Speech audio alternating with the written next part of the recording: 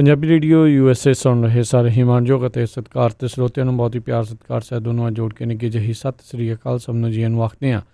ਸੋ ਤੇ ਪ੍ਰੋਗਰਾਮ ਖਬਰ ਤੇ ਨਜ਼ਰ ਦੇ ਵਿੱਚ ਆਪ ਸਭ ਦਾ ਨਿੱਘਾ ਸਵਾਗਤ ਹੈ।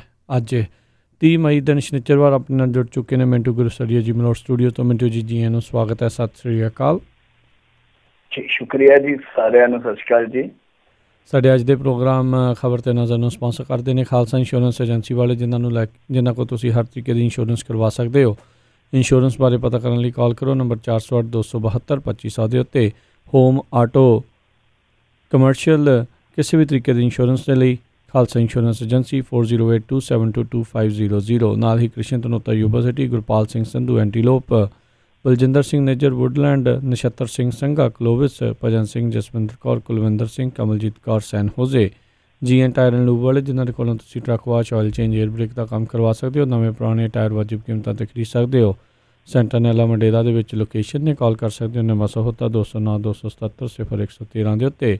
West Coast truck driving school Fresno ਵਾਲੇ, ਜਿਹੜੇ ਕਿ ਤੁਹਾਨੂੰ ਟਰੱਕ ਦਾ ਲਾਇਸੈਂਸ ਵਧੀਆ ਸਿਖਲਾਈ ਦੇ ਕੇ ਘੱਟ ਸਮੇਂ ਦੇ ਵਿੱਚ ਲੈਣ 'ਚ ਸਹਾਇਤਾ ਕਰਦੇ ਨੇ। ਕਾਲ ਜੀਤ ਅਟਵਾਲ 559-374-4541 ਦੇ ਉੱਤੇ। ਇਹਨਾਂ ਸਾਰਿਆਂ ਦਾ ਬਹੁਤ ਬਹੁਤ ਧੰਨਵਾਦ। ਜੇਕਰ ਤੁਸੀਂ ਜਾਂ ਕੋਈ ਹੋਰ ਕਾਰੋਬਾਰ ਇਸ ਪ੍ਰੋਗਰਾਮ ਨੂੰ ਸਪਾਂਸਰ ਕਰਨਾ ਚਾਹੁੰਦੇ ਹੋ, ਸੰਪਰਕ ਕਰੋ ਨੰਬਰ 408-722-7698 ਦੇ ਉੱਤੇ।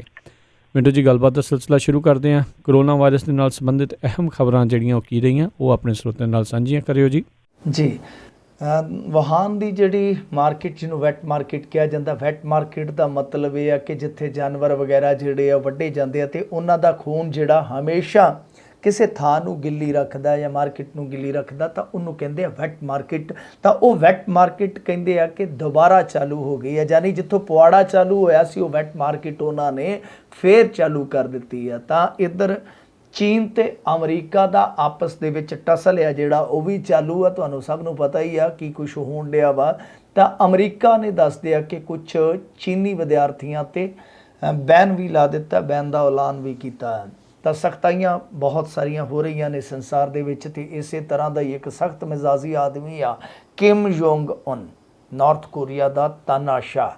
ਉਹ ਤੁਸੀਂ ਸਾਰੇ ਸਮਝ ਹੀ ਗਏ ਹੋਗੇ, ਗੋਲ ਮੋਲ ਜਿਹਾ ਅਤੇ ਚੁੱਪ ਜਿਹਾ ਰਹਿਣ ਵਾਲਾ। ਅਤੇ ਪਿਛਲੇ ਦਿਨਾਂ ਦੇ ਵਿੱਚ ਤਾਂ ਉਹਦੇ ਬਾਰੇ ਇੱਕ ਬੁਰੀ ਖਬਰ ਵੀ ਆਈ ਸੀ। ਤਾਂ ਹੁਣ ਉਹਦੇ ਦੇਸ਼ 'ਚੋਂ ਬੁਰੀ ਖਬਰ ਆ ਰਹੀ ਆ ਕਿ ਉਹਨਾਂ ਦੇ ਫਾਇਰਿੰਗ ਸਕੁਐਡ ਨੇ ਇੱਕ ਜੋੜੇ ਨੂੰ ਭੁੰਨ ਦਿੱਤਾ ਗੋਲੀਆਂ ਦੇ ਨਾਲ, ਕਿਉਂਕਿ ਉਹਨਾਂ ਨੇ ਲੋਕਡਾਊਨ ਦੀ ਉਲੰਘਣਾ ਕੀਤੀ ਸੀ। ਖਬਰਾਂ ਦੇ ਮੁਤਾਬਕ ਕਿ ਉਹਨਾਂ ਦੇ ਨਾਲ ਇੱਕ ਭਤੀਜਾ ਵੀ ਸੀ ਅਤੇ ਇਹ ਉਸ ਮੁੰਡੇ ਨੂੰ ਉਹਦੇ ਬਾਪ ਕੋਲ ਸਾਊਥ ਕੋਰੀਆ 'ਚ ਛੱਡਣ ਦੀ ਕੋਸ਼ਿਸ਼ ਕਰ ਰਹੇ ਸਨ ਅਤੇ ਇਸ ਕੋਸ਼ਿਸ਼ ਦੇ ਵਿੱਚੋਂ ਨਾਕਾਮ ਰਹਿਣ ਦਾ ਨਤੀਜਾ ਤੁਹਾਡੇ ਸਾਹਮਣੇ ਆ। ਇਸੇ ਤਰ੍ਹਾਂ ਇੱਕ ਪਾਇਲਟ ਜਿਹੜਾ ਆ ਉਹ ਕਰੋਨਾ ਪੋਜ਼ੀਟਿਵ ਨਿਕਲਿਆ। ਮਾਸਕੋ ਜਾ ਰਹੀ ਇਹ ਜਿਹੜੀ ਏਅਰ ਇੰਡੀਆ ਦੀ ਫਲਾਈਟ ਸੀ ਉਹ ਫਿਰ ਦਿੱਲੀ ਵਾਪਸ ਪਰਤਿਆਉਣੀ ਪਈ। ਇਸੇ ਤਰ੍ਹਾਂ ਇੱਕ ਚੀਜ਼ ਜਿਹੜੀ ਕਾਫੀ ਜ਼ਿਆਦਾ ਘੱਟ ਜ਼ਿਕਰਤ ਹੋ ਰਹੀ ਹੈ ਪਰ ਸਭ ਦਾ ਧਿਆਨ ਜ਼ਰੂਰ ਮੰਗਦੀ ਹੈ, ਉਹ ਹੈ ਵੀਅਤਨਾਮ ਦੀ ਕਾਰਕਰਦਗੀ। ਤਾਂ ਵੀਅਤਨਾਮ ਇੱਕ ਐਸਾ ਮੁਲਕ ਜਿਹਦੀ ਆਬਾਦੀ, ਜਿਹਦੀ ਵਸੋਂ 10.25 ਕਰੋੜ, ਪਰ ਉੱਥੇ ਇੱਕ ਵੀ ਮੌਤ ਨਹੀਂ ਹੋਈ। ਨਾਲੇ ਇਹ ਬਹੁਤ ਵੱਡਾ ਤੱਥ ਆ ਕਿ ਉਹਨਾਂ ਦਾ ਚਾਈਨਾ ਦੇ ਨਾਲ ਬਹੁਤ ਆਉਣਾ ਜਾਣਾ ਆ। ਚਾਈਨਾ ਤਾਂ ਵੈਸੇ ਉਹਨਾਂ ਨੂੰ ਆਪਣਾ ਪਾਰਟੀ ਮੰਨਦਾ, ਉਹ ਸਭ ਨੂੰ ਪਤਾ, ਹਿਸਟੋਰੀਕਲ ਝਗੜਾ ਹੈ ਉਹਨਾਂ ਦਾ। ਅਤੇ ਆਉਣ ਵਾਲੇ ਸਮੇਂ ਦੇ ਵਿੱਚ ਚਾਈਨਾ ਨੇ ਕਿਹਾ ਕਿ ਅਸੀਂ ਇਹਨੂੰ ਅਨੈਕਸ ਕਰ ਵੀ ਲੈਣਾ। ਤਾਂ ਖੈਰ ਉਹ ਗੱਲਾਂ ਬਾਅਦ ਦੀਆਂ ਨੇ, ਹਿਸਟਰੀ ਜਿਹੜੀ ਉਹ ਬੀਤੇ ਦੀ ਗੱਲ ਆ। ਤਾਂ ਵੀਅਤਨਾਮ ਨੇ ਇੰਨਾ ਸ਼ਾਨਦਾਰ ਕੰਮ ਕੀਤਾ ਕਿ ਉੱਥੇ ਇੱਕ ਵੀ ਮੌਤ ਨਹੀਂ ਹੋਈ ਅਤੇ ਸਭ ਤੋਂ ਪਹਿਲਾਂ ਵੀਅਤਨਾਮ ਦੇ ਵਿੱਚ ਹੀ ਲਾਗ ਜਿਹੜੀ ਹੈ ਪਸਰੀ ਸੀਗੀ। ਅੱਗੇ ਆਪਾਂ ਜੇ ਇੰਡੀਆ ਦੇ ਆ ਕੇ ਲਿਹਾਜ਼ ਨਾਲ ਗੱਲ ਕਰੀਏ ਤਾਂ ਪ੍ਰਧਾਨ ਮੰਤਰੀ ਅਤੇ ਗ੍ਰਹਿ ਮੰਤਰੀ ਨੇ ਅੱਜ ਲਗਾਤਾਰ ਦੂਜੇ ਦਿਨ ਵੀ ਲੋਕਡਾਊਨ ਬਾਰੇ ਮੰਥਨ ਕੀਤਾ ਵਾ, ਚਿੰਤਨ ਕੀਤਾ ਵਾ ਕਿ ਲੋਕਡਾਊਨ ਜਿਹੜਾ ਆਉਣਾ ਹੈ, ਆ ਰਿਹਾ ਜਿਹੜਾ ਲੋਕਡਾਊਨ ਕੱਲ੍ਹ ਨੂੰ, ਤਾਂ ਉਹ ਕਿਸ ਤਰ੍ਹਾਂ ਦਾ ਹੋਵੇ, ਉਹਦੀ ਰੂਪ ਰੇਖਾ ਕਿਸ ਤਰ੍ਹਾਂ ਦੀ ਹੋਵੇ। ਵੈਸੇ ਅੱਜ ਇਹਨਾਂ ਨੇ ਜਿਹੜੇ ਹੈਗੇ ਆ ਸਾਡੇ ਮਾਨਯੋਗ ਗ੍ਰਹਿ ਮੰਤਰੀ, ਉਹਨਾਂ ਨੇ ਆਪਣੀਆਂ ਪ੍ਰਾਪਤੀਆਂ ਵੀ ਗਿਣਾਈਆਂ, ਕਿਉਂਕਿ ਤੁਹਾਨੂੰ ਸਭ ਨੂੰ ਪਤਾ ਇਹਨਾਂ ਦੀ ਸਰਕਾਰ ਦੀ ਦੂਜੀ ਟਰਮ ਦਾ 1 ਸਾਲ ਜਿਹੜਾ ਬਤੀਤ ਹੋ ਗਿਆ।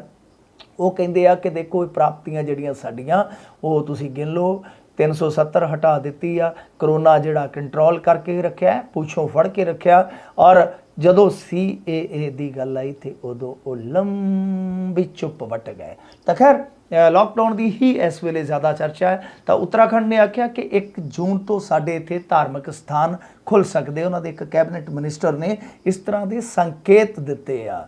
ਤਾਂ ਦੂਜੇ ਪਾਸੇ ਜੇ ਆਪਾਂ ਗੱਲ ਕਰੀਏ, ਤਮਿਲਨਾਡੂ ਸਰਕਾਰ ਨੇ ਵੀ ਆਖਿਆ ਕਿ ਦੇਖੋ ਜੀ, ਅਸੀਂ ਟੈਲੀਵਿਜ਼ਨ ਚੈਨਲਾਂ 'ਤੇ ਜੋ ਸੀਰੀਅਲ ਆਉਂਦੇ ਨੇ ਉਹਨਾਂ ਦੀ ਸ਼ੂਟਿੰਗ ਨੂੰ ਅਲਾਓ ਕਰ ਰਹੇ ਹਾਂ। ਤਾਂ ਮਤਲਬ ਕਿ ਜਿਹੜੇ ਕਲਾਕਾਰ ਬਹੁਤ ਲੰਮੇ ਸਮੇਂ ਤੋਂ ਮੰਗ ਕਰਦੇ ਪਏ ਸਨ ਕਿ ਭਾਈ ਅਸੀਂ ਬਹੁਤ ਜ਼ਿਆਦਾ ਔਖਾ ਵੇਲਾ ਜਿਹੜਾ ਉਹ ਗੁਜ਼ਾਰ ਰਹੇ ਹਾਂ, ਬਹੁਤ ਜ਼ਿਆਦਾ ਸਾਡੇ 'ਤੇ ਤੰਗੀ ਆ। ਕੁਛ ਐਸੇ ਵੀ ਆਰਟਿਸਟ ਆਏ ਸਨ ਸਾਹਮਣੇ ਜਿਨ੍ਹਾਂ ਨੇ ਖੁਦਕੁਸ਼ੀ ਤੱਕ ਕਰ ਲਈ। ਤਾਂ ਇਹਨਾਂ ਨੇ ਆਪਣੇ ਆਪ ਨੂੰ, ਮੈਂ ਕਹੂੰਗਾ ਕਿ ਇੱਕ ਤਰ੍ਹਾਂ ਨਾਲ ਕਹਿ ਲਈਏ ਕਿ ਇਸ ਵੇਲੇ ਤਿਆਰ ਕਰ ਲਿਆ ਤਮਿਲਨਾਡੂ ਵਾਲਿਆਂ ਨੇ ਕਿ ਅਸੀਂ ਸ਼ੂਟਿੰਗਾਂ ਵਾਸਤੇ ਅਲਾਓ ਕਰਾਂਗੇ। ਦੂਜੇ ਪਾਸੇ ਜੇ ਗੱਲ ਕਰੀਏ ਅਰਵਿੰਦ ਕੇਜਰੀਵਾਲ ਹੋਰਾਂ ਦੀ, ਦਿੱਲੀ ਦੇ ਵਿੱਚ ਉਹ ਕਹਿੰਦੇ ਕਰੋਨਾ ਤੋਂ ਆਪਾਂ 4 ਕਦਮ ਅੱਗੇ ਆ ਤੇ ਸਾਰੀ ਜ਼ਿੰਦਗੀ ਹੁਣ ਲੋਕਡਾਊਨ ਥੋੜੀ ਨਾ ਆਪਾਂ ਰੱਖ ਸਕਦੇ ਹਾਂ। ਤਾਂ ਲੋਕਡਾਊਨ ਦੀਆਂ ਹੀ ਚਰਚਾਵਾਂ ਨੇ, ਕਿਉਂਕਿ 31 ਮਈ ਤੋਂ ਬਾਅਦ ਲੋਕਡਾਊਨ ਜਿਹੜਾ ਉਹ ਐਕਸਟੈਂਡ ਹੋਏਗਾ ਸ਼ਾਇਦ, ਪਰ ਕੁਝ ਤਬਦੀਲੀਆਂ ਜਿਹੜੀਆਂ ਉਹ ਵੇਖਣ ਨੂੰ ਮਿਲਣਗੀਆਂ। ਜਿਸ ਤਰ੍ਹਾਂ ਅੱਜ chief minister captain Amarinder Singh ਨੇ ਵੀ ਸੰਕੇਤ ਇਸ ਤਰ੍ਹਾਂ ਦੇ ਦਿੱਤੇ ਆ। ਐਲਾਨ ਵੀ ਸ਼ਾਇਦ ਉਹਨਾਂ ਨੇ ਕੁਝ ਕੀਤੇ, ਤਫਸੀਲ ਜਲਦੀ ਆ ਜਾਏਗੀ। ਦੂਜੇ ਪਾਸੇ ਜੇ ਆਪਾਂ ਗੱਲ ਕਰੀਏ, 8.5 ਲੱਖ ਕੈਮਿਸਟਾਂ ਦੇ ਵਿਰੋਧ ਤੋਂ ਬਾਅਦ ਕੇਂਦਰ ਨੇ ਆਰੋਗਿਆ ਸੇਤੂ ਐਪ ਤੋਂ ਫਾਰਮੇਸੀ ਕੰਪਨੀਆਂ ਦੀ ਇਸ਼ਤਿਹਾਰਬਾਜ਼ੀ ਜਿਹੜੀ ਆ ਉਹ ਹਟਾ ਦਿੱਤੀ ਆ। ਇੱਧਰ ਰਾਜਨਾਥ ਸਿੰਘ ਜੀ ਬੋਲੇ ਆ, ਉਹ ਕਹਿੰਦੇ ਆ ਕਿ ਦੇਖੋ ਬਿਹਾਰ ਦੇ ਇਲੈਕਸ਼ਨ ਦੇ ਵਿੱਚ ਆਪਾਂ ਮਜ਼ਦੂਰਾਂ ਦੀ ਹਿਜਰਤ ਦਾ ਮੁੱਦਾ ਜਿਹੜਾ ਉਹ ਸਿਆਸੀ ਨਹੀਂ ਬਣਾਉਣਾ, ਕਤਈ ਨਹੀਂ ਬਣਾਉਣਾ। ਪਰ ਬਣਾਉਣਾ ਕਿਉਂ ਨਹੀਂ, ਬਣਨਾ ਚਾਹੀਦਾ। ਪਤਾ ਲੱਗਣਾ ਚਾਹੀਦਾ ਕਿ ਕਿਹਨੇ ਬਾਂਹ ਫੜੀ ਤੇ ਕਿਹਨੇ ਬਾਂਹ ਫੜ ਕੇ ਛੱਡੀ, ਜਾਂ ਕਿਹੜਾ ਉਹ ਸ਼ਖਸ ਸੀਗਾ ਜਿਹੜਾ ਲੋੜ ਵੇਲੇ ਭੱਜ ਖਲੋਤਾ। ਤਾਂ ਇਸ ਤਰ੍ਹਾਂ SBI ਨੇ ਵੀ ਇੱਕ ਐਲਾਨ ਕੀਤਾ, ਮੋਰਾਟੋਰੀਅਮ ਪੀਰੀਅਡ ਹੈ ਜਿਹੜਾ ਉਹ ਉਹਨਾਂ ਦਾ 31 ਅਗਸਤ ਤੱਕ ਵਧਾ ਦਿੱਤਾ ਗਿਆ। ਪਰ ਮੈਂ ਗੁਜ਼ਾਰਿਸ਼ ਕਰੂੰਗਾ, ਮੋਰਾਟੋਰੀਅਮ ਪੀਰੀਅਡ ਦਾ ਪਤਾ ਸਭ ਨੂੰ ਹੋਏਗਾ ਸ਼ਾਇਦ, ਕਿ ਇਹ ਇਸ ਤਰ੍ਹਾਂ ਦਾ ਇੱਕ ਪੀਰੀਅਡ ਹੁੰਦਾ ਕਿ ਜਿਹੜੀ EMI ਜਾਨੀ ਆਪਣੀ ਜਿਹੜੀ ਮਹੀਨਾਵਾਰ ਕਿਸ਼ਤ ਹੁੰਦੀ ਆ ਉਹ ਟਾਲ ਦਿੱਤੀ ਜਾਂਦੀ ਆ। ਤਾਂ ਇਹਨਾਂ ਨੇ 31 ਅਗਸਤ ਤੱਕ ਤੁਹਾਡੀ EMI ਜ਼ਰੂਰ ਟਾਲ ਦਿੱਤੀ ਹੈ। ਪਰ ਗੁਜ਼ਾਰਿਸ਼ ਮੇਰੀ ਇਹ ਆ, ਜੋਦੜੀ ਇਹ ਆ ਕਿ ਜੇ ਕੋਈ ਭਰ ਸਕਦਾ EMI ਤੇ ਜ਼ਰੂਰ ਭਰੋ, ਕਿਉਂਕਿ ਮੁੜ ਕੇ ਇਹ ਜਿਹੜੀਆਂ ਕਿਸ਼ਤਾਂ ਟੁੱਟੀਆਂ ਨੇ ਇਹਨਾਂ ਨੂੰ ਵਿਆਜ ਅਲੱਗ ਅਲੱਗ ਕੇ ਮਤਲਬ ਕਿ ਵਿਆਜ ਚੱਕਰ ਐਸਾ ਚੱਲੇਗਾ ਕਿ ਚੱਕਰ ਨਾਲ ਚੱਕਰ ਐਸਾ ਚੱਕਰ ਚੱਲੇਗਾ ਕਿ ਤੁਸੀਂ ਚੱਕਰਾਂ 'ਚ ਪੈ ਜਾਓਗੇ, ਚੱਕਰ ਆਉਣ ਲੱਗ ਪੈਣਗੇ ਜਦੋਂ ਅਖੀਰ ਤੇ ਇਹ ਸਾਰਾ ਕੁਝ ਜੋੜਨਗੇ। ਤਾਂ ਜਿਹਦਾ ਹੱਥ ਪੈਂਦਾ ਭਾਈ ਉਹ ਭਰੀ ਚਲੋ, ਨਾਲ ਦੀ ਨਾਲ ਲਗਵੀਂ ਭਰੀ ਚਲੋ। ਦੂਜੇ ਪਾਸੇ ਕੁਝ ਐਸੀਆਂ ਖਬਰਾਂ ਜੋ ਆਪਾਂ ਨੂੰ ਅਸਲੀ ਇੰਡੀਆ ਦੇ ਦਰਸ਼ਨ ਵੀ ਕਰਾਉਂਦੀਆਂ। ਇੱਕ ਤੇ ਹੈ ਕਿ ਮੇਰਠ ਦੇ ਵਿੱਚ ਕਰੋਨਾ ਮਰੀਜ਼ਾਂ ਦੇ ਜਿਹੜੇ ਬਲੱਡ ਸੈਂਪਲ ਸੀ ਉਹ ਹੀ ਬਾਂਦਰ ਲੈ ਕੇ ਤੇ ਦਰਖਤਾਂ ਤੇ ਚੜ ਗਏ। ਤੁਸੀਂ ਆਪ ਹੀ ਅੰਦਾਜ਼ਾ ਲਾ ਲਓ ਕੀ ਚੱਲਦਾ ਪਿਆ। ਤੇ ਉਹਦੇ ਵਿੱਚ ਕੀ ਆ ਕਿ ਹੁਣ ਜਿਹੜੇ ਹੈਗੇ ਅਧਿਕਾਰੀ ਉਹ ਤੇ ਹੈਗੇ ਹੀ ਆ, ਨਿਸ਼ਾਨੇ ਤੇ ਹੈਗੇ ਹੀ ਆ ਕਿ ਭਾਈ ਤੁਸੀਂ ਕੀ ਕਰ ਰਹੇ ਹੋ। ਤਾਂ ਦੂਜੇ ਪਾਸੇ ਲੋਕ ਜਿਹੜੇ ਮਜ਼ਾਕ ਵੀ ਉਡਾਉਂਦੇ ਪਏ ਆ ਕਿ ਸ਼ਾਇਦ ਉਹ ਟੈਸਟਿੰਗ ਕਿੱਟਾਂ ਦੀ ਦੱਸਦੇ ਪਏ ਆ ਕਿ ਤੁਸੀਂ ਜੋ ਕੁਝ ਕਰਦੇ ਪਏ ਹੋ, ਟੈਸਟਿੰਗ ਕਿੱਟਾਂ ਜਿਹੜੀਆਂ ਤੁਹਾਡੀਆਂ ਉਹ ਤੇ ਠੀਕ ਢੰਗ ਨਾਲ ਰਿਜ਼ਲਟ ਨਹੀਂ ਦੇ ਰਹੀਆਂ। ਤਾਂ ਹੁਣ ਇਸ ਕਰਕੇ ਅਸੀਂ ਚੈੱਕ ਕਰਦੇ ਹਾਂ ਕਿ ਭਾਈ ਪੋਜ਼ਿਟਿਵ ਕੌਣ ਹੈ, ਨੈਗੇਟਿਵ ਕੌਣ ਆ। ਇਸ ਤੋਂ ਇਲਾਵਾ ਲੋਕਡਾਊਨ ਨੇ ਇੱਕ ਪਿਓ ਨੂੰ ਪੁੱਤ ਦਾ ਕਾਤਲ ਬਣਾ ਦਿੱਤਾ, ਕਿਉਂਕਿ ਰੋਟੀ ਨਾ ਮਿਲਣ 'ਤੇ ਉਹਨੇ ਨਦੀ 'ਚ ਸੁੱਟ ਕੇ ਜਿਹੜਾ ਉਹ ਆਪਣਾ ਪੁੱਤ ਮਾਰ ਦਿੱਤਾ। ਸੋ ਦੇਖੋ ਕਿੰਨੀ ਭਿਆਨਕ ਖਬਰ ਹੈ। ਮੈਂ ਕਹਿੰਦਾ ਕਿ ਜਿਸ ਵੀ ਸੀਨੇ ਦੇ ਵਿੱਚ ਹਿਰਦਾ ਧੜਕਦਾ ਹੈ, ਜਿਸ ਵੀ ਸੀਨੇ ਦੇ ਵਿੱਚ ਕੋਈ ਜਜ਼ਬਾਤ ਆ, ਤਾਂ ਬੰਦਾ ਸੁਣ ਕੇ ਕਿੰਨਾ ਹੈਰਾਨ ਹੋਏਗਾ, ਕਿੰਨਾ ਪਰੇਸ਼ਾਨ ਹੋਏਗਾ ਕਿ ਕੀ ਇਸ ਮੁਲਕ ਦੇ ਵਿੱਚ ਇਸ ਤਰ੍ਹਾਂ ਵੀ ਚੱਲਦਾ ਹੈ। ਮੱਧ ਪ੍ਰਦੇਸ਼ ਦੀ ਇਹ ਘਟਨਾ, 37 ਸਾਲ ਦੇ ਇੱਕ ਨੌਜਵਾਨ ਨੇ ਜਦੋਂ ਪਰਿਵਾਰ ਨੂੰ ਭੋਜਨ ਨਾ ਮਿਲਿਆ ਤਾਂ ਪਰੇਸ਼ਾਨ ਹੋ ਕੇ 8 ਸਾਲ ਦੇ ਬੇਟੇ ਦੇ ਦੋਵੇਂ ਹੱਥ ਬੰਨ੍ਹ ਕੇ ਉਹਨੂੰ ਨਦੀ 'ਚ ਸੁੱਟ ਦਿੱਤਾ। ਇਸ ਤੋਂ ਵੱਡਾ ਦੁਖਾਂਤ ਕੀ ਹੋਏਗਾ? ਮੇਰੇ ਖਿਆਲ ਦੇ ਨਾਲ ਸਮਝ ਲਓ ਕਿ ਧਰਤੀ ਪਾਟਣ ਵਾਲੀ ਗੱਲ ਆ, ਪਤਾਲ ਡਿੱਗਣ ਵਾਲੀ ਗੱਲ ਆ। ਇਹ ਤੋਂ ਵੱਧ ਕੁਛ ਨਹੀਂ ਦੁਖਾਂਤਕ ਹੋ ਸਕਦਾ। ਖੈਰ, ਬੇਰੁਜ਼ਗਾਰੀ ਕਾਰਨ ਇੱਕ ਹੋਰ ਵੀ ਖੁਦਕੁਸ਼ੀ ਹੋਈ ਆ। ਲਿਖ ਕੇ ਗਿਆ ਨੌਜਵਾਨ, ਲਖੀਮਪੁਰ UP ਦੀ ਘਟਨਾ। ਕਹਿੰਦਾ ਕਿ ਮੈਂ ਤੇ ਮਾਂ ਤੜਫ ਕੇ ਜਿਉਂਦੇ ਪਏ ਸੀ, ਕੋਈ ਮਦਦ ਨਹੀਂ ਮਿਲ ਰਹੀ, ਮਰਨਾ ਹੀ ਕਾਰ ਹੈ। ਸੋ ਉਹ ਵੀ ਮਰ ਗਿਆ। ਖੈਰ, ਇਹ ਬਹੁਤ ਦੁੱਖਾਂ ਦੀਆਂ ਗੱਲਾਂ। ਤੇ ਅਸਲ ਭਾਰ ਦੀ ਇੱਕ ਹੋਰ ਵੀ ਤਸਵੀਰ ਆ ਕਿ ਪਿਛਲੇ 50 ਦਿਨਾਂ ਤੋਂ ਇੱਕ ਆਈਸੋਲੇਸ਼ਨ ਵਾਰਡ ਤੱਕ ਨਹੀਂ ਤਿਆਰ ਕਰ ਸਕੇ। ਆਗਰਾ ਦਾ ਇਹ ਸਾਰਾ ਘਟਨਾਕ੍ਰਮ ਹੈ ਜਿੱਥੇ ਬਹੁਤ ਵੱਡੇ ਵੱਡੇ ਦਾਅਵੇ ਕੀਤੇ ਗਏ ਸੀਗੇ ਕਿ ਅਸੀਂ ਵੀ ਚੀਨ ਵਾਂਗੂ ਇੱਕ ਹਫ਼ਤੇ 'ਚ ਜਾਂ 15 ਦਿਨਾਂ 'ਚ ਹਸਪਤਾਲ ਖੜਾ ਕਰ ਦਿਆਂਗੇ। ਤਾਂ ਦੂਸਰੇ ਪਾਸੇ ਪੰਜਾਬ ਦੀ ਜੇ ਗੱਲ ਕਰੀਏ, ਨਕਾਰਾਤਮਕ ਮਿਨਿਸਟਰ ਹੀ ਬਣ ਗਏ ਆ ਹੁਣ ਮਨਪ੍ਰੀਤ ਸਿੰਘ ਬਾਦਲ। ਉਹ ਇੱਕ ਵਾਰੀ ਫੇਰ ਬੋਲੇ, ਕਹਿੰਦੇ ਕਿ ਪੰਜਾਬ ਇੱਕ ਗਰੀਬ ਸੂਬਾ, ਲਾਕਡਾਊਨ ਨੇ ਦੇਸ਼ ਨੂੰ 10 ਸਾਲ ਪਿੱਛੇ ਧੱਕਿਆ, ਪੰਜਾਬ ਗਰੀਬ ਸੂਬਾ। ਮਨਪ੍ਰੀਤ ਸਿੰਘ ਜੀ ਬਾਦਲ ਕਿਉਂ ਬਣਿਆ, ਕਦੇ ਇਹ ਵੀ ਦੱਸ ਦਿਓ ਦਿਲ ਖੋਲ ਕੇ, ਦਿਲ ਤੇ ਹੱਥ ਧਰ ਕੇ ਜ਼ਰੂਰ ਦੱਸਣ ਦੀ ਕਿਰਪਾਲਤਾ ਕਰਨਾ। ਪੰਜਾਬ ਦੇ ਲਿਹਾਜ਼ ਨਾਲ ਇੱਕ ਦੋ ਹੋਰ ਮੁੱਖ ਖਬਰਾਂ ਰਹੀਆਂ ਅੱਜ। ਇੱਕ ਤੇ ਖਾਸ ਤੌਰ ਤੇ ਚਲੰਤ ਖਬਰ ਸੀ ਜੋ ਬਿਜਲੀ ਸਬਸਿਡੀ ਦੀ, ਤਾਂ ਉਹਦੇ ਤੇ ਸਰਕਾਰ ਨੇ ਆਪਣਾ ਪੱਖ ਰੱਖਿਆ ਕਿ ਐਸਾ ਨਹੀਂ ਵਾਪਰੇਗਾ। ਔਰ ਦੂਜਾ ਜੋ ਵੀ ਸਕੈਮ ਹੈ ਉਹਦੇ ਵਿੱਚ ਦੱਸਦੇ ਆ ਕਿ ਜਿਹੜੇ ਇਹਨਾਂ ਨੇ ਨਮੂਨੇ ਲਏ ਸੀ PR 128 ਤੇ PR 129, ਉਹ ਸਾਰੇ ਨਮੂਨੇ ਜਿਹੜੇ ਫੇਲ ਹੋ ਗਏ ਆ ਜੀ। ਜੀ ਤੇ ਇਸ ਤੋਂ ਅਗਲੀ ਜਿਹੜੀ ਖਬਰ ਉਸ ਦੇ ਉੱਤੇ ਨਜ਼ਰ ਮਾਰੀਏ ਤਾਂ ਕਹਿੰਦੇ ਕਰੋਨਾ ਕਾਲ ਦੇ ਵਿੱਚ ਅਨਾਜ ਦੀ ਵੰਡ ਨੂੰ ਲੈ ਕੇ ਕੇਂਦਰ ਨੇ ਮੁੜ ਜਾਰੀ ਕੀਤੇ ਆંકੜੇ।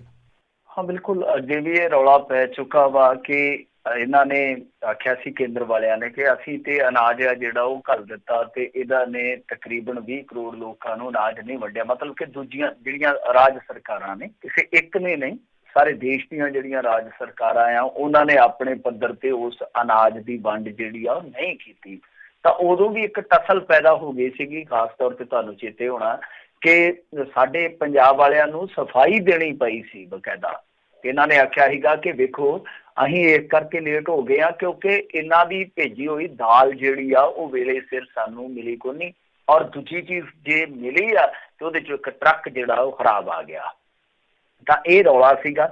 ਤਾਂ ਹੁਣ ਬਹਰਹਾਲ ਜਿਹੜੇ ਕੇਂਦਰੀ ਹੈਗੇ ਖੁਰਾਕ ਮੰਤਰੀ ਪਾਸਵਾਨ ਸਾਹਿਬ, ਉਹਨਾਂ ਨੇ ਆਖਿਆ ਕਿ ਦੇਖੋ ਜਿਹੜਾ ਪੰਜਾਬ ਆ, ਪੰਜਾਬ ਉਸ ਸੂਚੀ ਦੇ ਵਿੱਚ ਆ ਜਿੱਥੇ 20% ਖਪਤਕਾਰਾਂ ਨੂੰ ਅਨਾਜ ਨਹੀਂ ਮਿਲ ਸਕਿਆ। ਭਾਵ ਮੱਧ ਪ੍ਰਦੇਸ਼ ਹੈ, ਮਹਾਰਾਸ਼ਟਰ ਹੈ, ਇਹਦੇ ਵਿੱਚ ਹਿਮਾਚਲ ਹੈ, ਗੁਜਰਾਤ ਹੈ, ਕੇਰਲ ਹੈ, ਮਨੀਪੁਰ ਹੈ।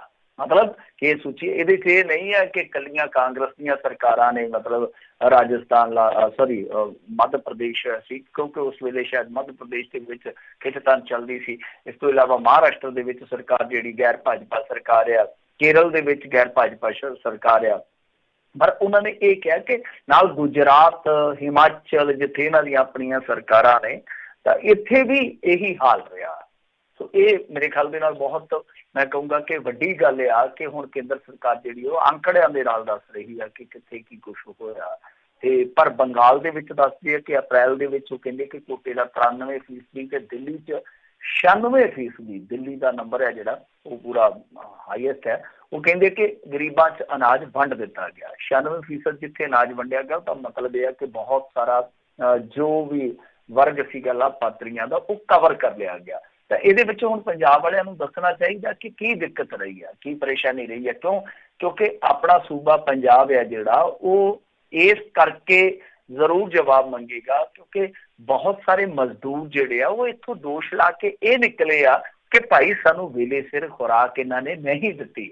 ਮਤਲਬ ਕਿ ਸਾਡੇ ਕੋਲ ਖਾਣ ਪਾਣ ਦਾ ਹੀ ਜਦੋਂ ਪ੍ਰਬੰਧ ਨਹੀਂ ਹੈਗਾ ਔਰ ਉੱਤੋਂ ਜਿਹੜੀ ਛੱਤ ਦੇ ਹੇਠਾਂ ਹੀ ਰਹਿੰਦੇ ਹਾਂ ਤਾਂ ਉਹਦੇ ਮਾਲਕਾਂ ਨੇ ਵੀ ਸਾਥੋਂ ਪੈਸੇ ਮੰਗਣੇ ਸ਼ੁਰੂ ਕਰ ਦਿੱਤੇ। ਅਸੀਂ ਕਿਸ ਤਰ੍ਹਾਂ ਇੱਥੇ ਰਹੀਏ? ਤਾਂ ਇਹ ਸਾਡੀ ਸਰਕਾਰ ਨੂੰ ਦੱਸਣਾ ਚਾਹੀਦਾ ਹੈ ਕਿ ਤੁਸੀਂ ਕਹਿੰਦੇ ਕਿ ਅਸੀਂ ਕਿਸੇ ਕਿਸਮ ਦੀ ਕੋਈ ਕਮੀ ਨਹੀਂ ਆਉਣ ਦਿੱਤੀ, ਸਾਰਾ ਕੁਝ ਠੀਕ ਠਾਕ ਰਿਹਾ। ਮਜ਼ਦੂਰ ਕੁਛ ਹੋਰ ਕਹਿੰਦੇ ਰਹੇ, ਕੇਂਦਰ ਸਰਕਾਰ ਕੁਛ ਹੋਰ ਕਹਿੰਦੀ ਰਹੀ ਆ। ਤਾਂ ਹੁਣ ਤੁਸੀਂ ਦੱਸੋ ਕਿ ਕੌਣ ਸਹੀ ਆ ਕੌਣ ਗਲਤ ਆ। ਪਰ ਇਹਦੇ ਵਿੱਚ ਮੇਰੇ ਖਿਆਲ ਦੇ ਨਾਲ ਇੱਕ ਜਿਹੜੀ ਕਮੀ ਉਹ ਤੇ ਹੈਗੀ ਆ ਕਿ ਕੇਂਦਰ ਸਰਕਾਰ ਨੇ ਦਾਲ ਦੇ ਮਾਮਲੇ ਦੇ ਵਿੱਚ ਕਾਫੀ ਕਵੇਚਾ ਲਾਇਆ ਇਹਨਾਂ ਨੂੰ। ਇਹੀ ਕਾਰਨ ਸੀਗਾ ਕਿ ਇਹ ਲੇਟ ਹੋ ਗਏ। ਪਰ ਫਿਰ ਵੀ ਹੈ ਸਾਡੀ ਸਰਕਾਰ ਨੂੰ ਦੱਸਣਾ ਚਾਹੀਦਾ ਕਿ ਕੀ ਕਾਰਨ ਰਿਹਾ ਕਿ 5ਵਾਂ ਹਿੱਸਾ ਖਪਤਕਾਰਾਂ ਦਾ ਜਿਹੜਾ ਉਹ ਇਸ ਲਾਭ ਤੋਂ ਬਾਹਰ ਰਿਹਾ ਉਸ ਟਾਈਮ ਜਦੋਂ ਸਭ ਕੁਝ ਠੱਪ ਸੀ, ਜਦੋਂ ਸਭ ਕੁਝ ਲੋੜੀਂਦਾ ਸੀਗਾ। ਤਾਂ ਉਸ ਵੇਲੇ ਵੀ ਇਹ ਕੁਤਾਹੀ ਕਿਸ ਤਰ੍ਹਾਂ ਹੋਈ ਹੈ ਦੱਸਣਾ ਚਾਹੀਦਾ।